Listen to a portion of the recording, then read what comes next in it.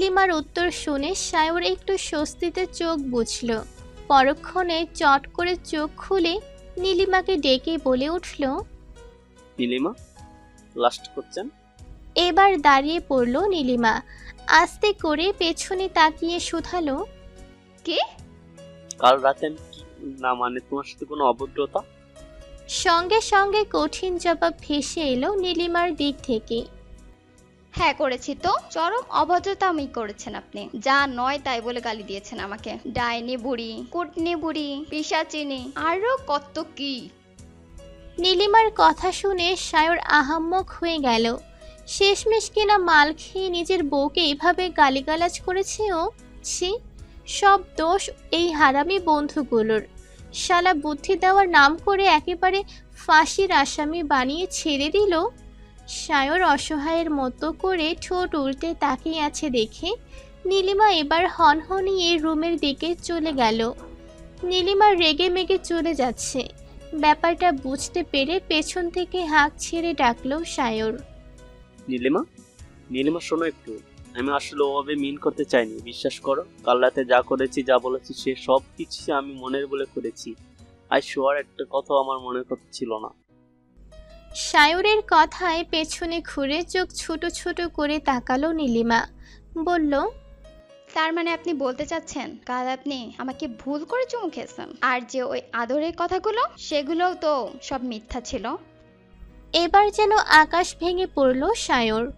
ওর মাথার মধ্যের ঘিলু সব তালগোল পাকিয়ে যাচ্ছে। তার মানে কি ও কাল নীলিমাকে চুমু খেতে পেরেছিল, নাকি নীলিমা ওকে নিয়ে ঠাট্টা করছে? মনের মাঝের হাজারো কনফিউশন দূর করার উদ্দেশ্যে ভ্যাবাচাকা খেয়ে সার অস্ফুটে বলল, ইয়ে মানে সত্যি কিছু খেয়েছিলাম। বুকের ওপর দু হাত ভাঁজ করে দাঁড়িয়ে নির্লিপ্ত কণ্ঠে জবাব দেয় নীলিমা। হ্যাঁ খেয়েছিলেন। নীলিমার কথায় বুকের উপর থেকে যেন পাথর সরে গেল সায়রের। এতক্ষণে ভেতরটা কেমন শান্তি শান্তি লাগছে। মনে থাকুক বা নাই থাকুক, চুমু যে খেয়েছিল এটাই বড় কথা। সেই ভেবে উৎফুল্লতায় কুলকুলি হেসে উঠে সায়র বলল, বিশ্বাস করো নীলিমা, কাল যা করেছি, যা বলেছি, সব মন থেকে করেছি, সব। সায়রের সাথে কথায় আচমকা চোখ মুখ কুঁচকে গেল নীলিমার। যেন বিয়ে বাড়ির পঞ্চব্যঞ্জনের মাঝে হুট করেই কাঁচা করলা মুখে পুরে দেওয়া হয়েছে ওর। মুখটাকে সেভাবেই রেখে খেকিয়ে উঠিয়ে নীলিমা বলল, কি বললেন? আপনি যা বলেছেন সব মন থেকে বলেছেন। সায়র মুচকি হেসে উপর নিচ মাথা ঝাঁকালে নীলিমা দ্বিগুণ রেগে মেগে চেঁচিয়ে উঠল তৎক্ষণাৎ। তার মানে আপনি বলতে চাচ্ছেন আমি আসলেই একটা ডাইনি বুড়ি? হকচকিয়ে উঠল সায়র। জলদি হাসি থামিয়ে বলল, এমা, সেটা কখন বললাম? নীলিমা ঠোঁট উল্টে কাঁদো কাঁদো গলায় বলল, এই যে এখন বলেন, আপনি কাল রাতে যা বলেছেন সব আপনার মনের কথা। এরপর আর সায়রের প্রত্যুত্তরের জন্য এক মুহূর্ত অপেক্ষা করল না নীলিমা। ঠাস করে ওর মুখের উপরে লাগিয়ে দিল দরজাটা। এদিকে নিজের কথাই নিজেই বোকা বনে গেল সায়র। মনে মনে চোখ মুখ খিচিয়ে নিজের গালেই নিজে থাপ্পড় বসালো সজোরে। তারপর চোখ খুলে অসহায় সুরে নীলিমাকে ডেকে বলল, বউ আমার, বিশ্বাস করো, কাল রাতে একটু নিজের মাঝে ছিলাম না আমি। আর না তো হুশ থেকে কোনো কিছু করেছি। কাল যা যা বলেছি, যা যা করছি, এমনকি যদি চুমো খেয়ে থাকি তাহলে সেটার জন্য আমি খুবই দুঃখিত। তোমাকে হার্ট করা আমার উদ্দেশ্য নয় রাগিনী। আমি তোমাকে ভালোবাসার জন্য নিয়ে এসেছি, দুঃখ দিতে যাবো কেন বলো? সবাই তো বিয়ের আগে প্রেম করে, আমরা না হয় বিয়ের পরেই প্রেম করব। তুমি সময় না, আমি অপেক্ষারত। আমাদের গল্পটা হবে love after marriage. Is not it beautiful? দরজার সামনে দাঁড়িয়ে তখনও উদগ্রীব হয়ে নিজেকে নির্দোষ আর শুদ্ধ পুরুষ প্রমাণ করায় ব্যস্ত সায়র। আজ যে করেই হোক নীলিমাকে বোঝাতেই হবে যে তার একমাত্র স্বামী হলো সরলতার প্রতিমা, আগাগোড়া একজন শুদ্ধ পুরুষ। সে মাল খেয়ে এসে অনুমতি ব্যতীত বউকে চুমু খেয়ে ফেলেছে। এটা মোটেও শুদ্ধ পুরুষের কাজ নয়। তাই ভুলটুকু স্বীকার করে নিজেকে নির্দোষ প্রমাণ করাটা জরুরি। তবে নীলিমার বোধ হয় এত বেশি শুদ্ধতায় কিঞ্চিত আপত্তি রয়েছে। তাই তো নিজের শুদ্ধ স্বামীকে খানিকটা অশুদ্ধ বানানোর পায়তারা করে একটা খোলামেলা নাইট ড্রেস পরে দরজা খুলে বেরিয়ে এসে দেওয়ালে ঠেস মেরে খানিকটা আবেদনময় রূপে দাঁড়িয়ে পাতলা অধৈর্য গলে গাঢ় লিপস্টিক লাগাতে লাগাতেই নীলিমা বলে, এই নাইট ড্রেসটার জামার কাপড়ের প্যাকেটটা পেয়েছেন? সাইজটা আমারই, কে কিনলো বলেন তো? নীলিমার কথার কোনো রূপ জবাব দিল না সায়র, বরং গভীর চোখে ওর ধনিকের মতো বাঁকানো নারীর শরীরটা এক ঝলক পরখ করে শুষ্ক ঢোক গিলল শুধু। কি দেখছেন অমন করে? সায়রের চোখ দুটো চিকচিক করছে। ও কিছু বুঝে উঠতে না পেরে মনের আকাঙ্ক্ষাকে সর্বশেরবা প্রশ্রয় দিয়ে ফট করেই বলে উঠল, আজকে একটু অশুদ্ধ হতে চাই নীলিমা। একটু নয়, অনেকটা অশুদ্ধ।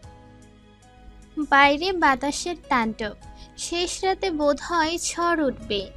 সায়রদের অ্যাপার্টমেন্টের চাইতেও কৃতিকের এই নির্জন শহরতলির বাড়িতে বাতাসের বেগ দ্বিগুণ।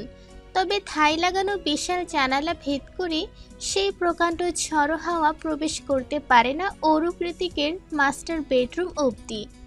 ভেতরে যা প্রবেশ করে তা হলো প্রতিধ্বনিত বাতাসের সাই সাই আওয়াজ। আওয়াজটা ভয়ানক, কেমন যেন গা ছমছম করে ওঠে। হুট করে যে কেউ শুনলে নির্ঘাত আটকে উঠবে। কিন্তু হঠাৎ বইতে থাকা তীব্র ঝড়ো বাতাসের সাই সাই আওয়াজে আটকে উঠল না অরু, এমনকি চমকালেও না খুব একটা। কারণ এর থেকে বড় চমক তো ওর সামনেই বসে আছে, যার নাম জায়ান কৃতিক চৌধুরী। মানুষটা আস্ত একটা চমক। প্রতি সেকেন্ডে অন্তরে সে চমকে দেয় অরুকে। এই যেমন মাত্রই নিজের খোলস ছাড়িয়ে বেরিয়ে এসেছে, একেবারে বাধ্য স্বামীর মতো বউয়ের কাছে নিজের অসহায়ত্ব স্বীকার করে নিল। কোনো কিছু না ভেবেই হদিস দিয়ে দিল নিজ হৃদয়ের অসহনীয় পীড়ার। এই পীড়া যে নতুন নয়, তবে মুখ ফুটে প্রকাশ করাটা ছিল পুরোপুরি নতুন এক অধ্যায়। এই যে জায়ান কৃতিক নিজের অসহায়ত্ব অরুর সামনে তুলে ধরল, নিজের দুর্বলতা প্রকাশ করে দিল, এটা কি চারটেখানি কথা? বোধ হয় না। কিন্তু অরু তো কৃতিকেরই বাঁকা পাঁজরের হাড়। এমন ঘাড় তারা পুরুষের পাঁজর থেকে সৃষ্টি হওয়া নারী তো কম চায় না।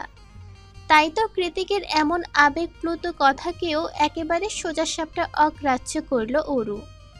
নিজের চূড়ায় উঠে থাকা রাগটাকে এক বিন্দুও না দমিয়ে বিছানা ছেড়ে নেমে সোজা হাঁটা দিল পাশের বেডরুমের উদ্দেশ্যে, যেখানে আগে ও আর অনু ঘুমাতো। অরুর কোমল চেহারায় কাঠিন্যের ছাপ স্পষ্ট। আজ বেজায় চটেছে সে, তার ওপর রুম থেকে অবধি চলে যাচ্ছে। ব্যাপারটা বুঝতে পেরে কৃতিক নিজেও এগিয়ে গেল অরুর পিছু পিছু। ওকে আটকানোর চেষ্টা করে বলল, বেবি কোথায় যাচ্ছিস? ব্যথা করছে তো। অরু পিছু ফিরল না, হনহনিয়ে এগিয়ে গেল করিডোর ধরে।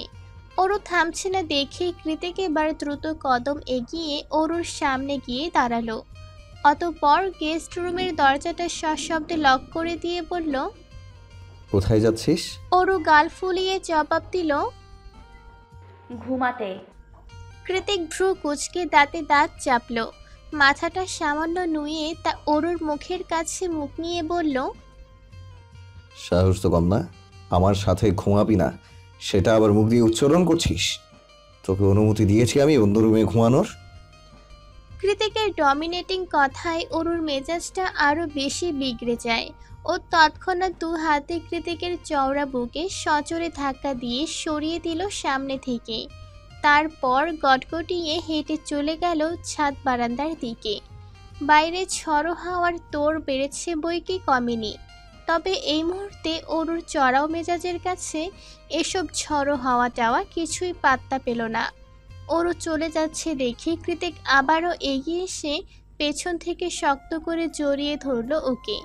পেছন থেকে এক নাগাড়ে অরুর মাথায় খোলা চুলে পিঠে সবখানে শব্দ করে চুমু খেতে খেতে অরুকে মানানোর চেষ্টা করে বলল, baby baby I didn't mean it, you know না how much I love you. তাহলে কেন বুঝতে চাইছিস না? কেন এভাবে অবহেলা করে হার্ট করছিস আমাকে। তুই শুধু একবার বল, তুই যা বলবি আমি তাই করব। তাও প্লিজ আমার সাথে একটু কথা বল। Please heartbeat, I can't tolerate this pain anymore. কৃতিকের চোখে মুখে ভীষণ অসহায়ত্ব, হাতে এখনো ক্যানোলা লাগানো, তাই খুব শক্ত করে ধরতে পারেনি অরুকে, যার দরুন অরু এক ঝটকায় নিজেকে ছাড়িয়ে নিল কৃতিকের বাঁধন থেকে।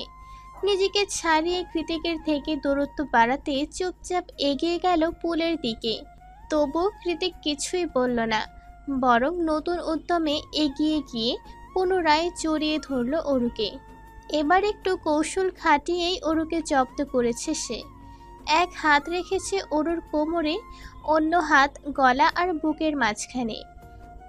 এবার আর নড়াচড়া করতে পারছে না অরু, যার ফলস্বরূপ কৃতিকের হাতের মধ্যে থেকেই এক প্রকার ধস্তাধস্তি শুরু করে দিয়েছে ও। বলিষ্ঠ দেহের কৃতিকের হাতের মধ্যে থেকে চিংড়ি মাছের মতোই লাফাচ্ছে অরু। ওদের ধস্তাধস্তিতেই কৃতিকের ক্যানোলা লাগানো হাত থেকে ফিনকি দিয়ে রক্ত বেরিয়ে আসে এক পর্যায়ে। তবুও কৃতিক এইটুকুনি ছাড়ছে না অরুকে, বারবার শান্ত স্বরে বোঝানোর চেষ্টা করছে শুধু। বেবি প্লিজ, বলেছি তো আর হবে না।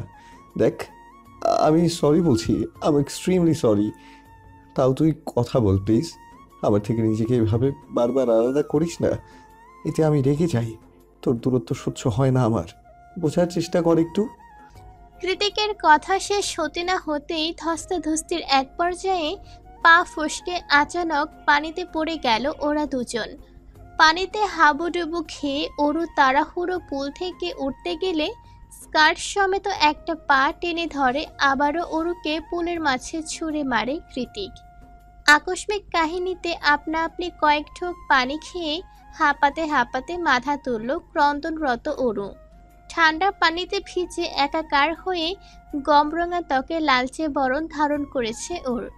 কৃষ্ণচূড়ার ন্যায় রাঙা কপল বেয়ে অবাধে গড়িয়ে পড়ছে তপ্ত নোনা জল, যা চোখ এড়ালো না স্বয়ং কৃতিকেরও। নিজের কর্মকাণ্ডে ব্যতিগ্রস্ত হয়ে একটা দীর্ঘশ্বাস ছেড়ে অরুকে একটানে কাছে নিয়ে এসে ওকে বুকের মধ্যে চেপে ধরে কৃতিক শুধালো, ব্যথা লেগেছে? পরমুহূর্তেই কান্নার বাঁধ ভেঙে গেল অরুর। কোনো কিছু তোয়াক্কা না করেই অনেকটা শব্দ করে কেঁদে উঠল ও। কাঁদতে কাঁদতে কৃতিকের বুকে ইচ্ছে মতো কুল ঘুষি ছেড়ে অভিমানী কণ্ঠে চেঁচিয়ে বলল, তুই একটা পচা স্বামী, তোর সাথে কোনো কথা নেই আমার, থাকতে পারেও না। তুই সব সময় আমাকে বকিস, কথায় কথায় গায়ে হাত তুলিস। তোর দেয়া হাজারটা ভালোবাসার ক্ষত আমার শরীরে, তাও আমি সব কিছু সহ্য করি, চুপচাপ মেনে নিই, কারণ আমি জানি যে আমি তোর দুর্বলতা। তুই আমাকে না পেলে উন্মাদ হয়ে যাবি, থাকতে পারবি না আমায় ছাড়া। তাই বলে তুই আমার ভালোবাসায় এভাবে আঙুল তুলবি? এভাবে? তোর মতো একরোখা অবাধ্য বদমেজাজি মানুষকে ভালোবেসে কি না সহ্য করেছি আমি। কথার আঘাত, শারীরিক যন্ত্রণা, মানসিক যন্ত্রণা, আরও কত কি তার ইয়াত্তা নেই। তাহলে তুই কিভাবে আমার সতীত্ব নিয়ে প্রশ্ন তুললি? কিভাবে বল? শেষ কথাতে গলা ছেড়ে চেঁচিয়ে উঠে কৃতিকের বাহুতে সজোরে কামড় বসিয়ে দিল অরু। ও এত জোরে কামড়ে ধরেছে যে ব্যথায় চোখ মুখ খিজিয়ে বন্ধ করে রেখেছে কৃতিক। তবুও অরুকে সরায়নি নিজের থেকে। আর না তো অরুর এত এত অভিযোগের পাছে একটু টু শব্দ করেছে। নিজ দাঁতের শক্তি পড়ে এলে কৃতিকের ভেজা টি শার্টটা টেনে ধরে অরু আবারও কাঁদতে কাঁদতে বলে, সত্যি করে বলুন তো, ভালোবাসা আর অবসেশন এক না, তাই না? তার মানে কি আপনিও আমাকে ব্যবহার করছেন? যখন আমার বাহ্যিক সৌন্দর্য হারিয়ে যাবে তখন? Just shut your fucking mouth Aru. অরুর কথা শেষ হওয়ার আগেই গর্জে উঠল কৃতিক। ওর কথায় নিজের অজান্তেই কপালের রগ ফুলে ওঠে।